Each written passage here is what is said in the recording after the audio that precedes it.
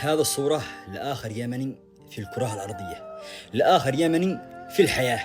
هذا الصورة تشرح لكم وضع اليمنيين حاليا. اليمن الآن تعتبر قنبلة مؤقتة وضحيتها الشعب بين كل الأحزاب. لا منهم سدوا، ولا منهم كانوا يد واحدة، ولا منهم غيروا تفكيرهم الدموي. كله إلا منتظرين متى تنفجر هذا القنبلة وضحيتها الشعب. سنوات عدت، سنوات مرت، والشعب هو الضحية، والشعب هو الذي يعاني. لا متى نظل على هذا الحال؟ جاء جيل بعد جيل وتربوا على هذا الحال. لا عشنا شبابنا، ولا افتهنا في بلادنا، ولا حسينا بالأمان.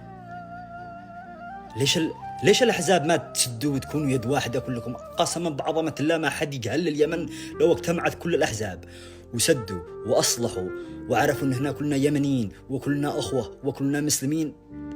ما حد قادر لنا، ولا نبني اليمن أفضل من أي دولة عندما نكون يد واحدة ونتقي الله في هذا الشعب،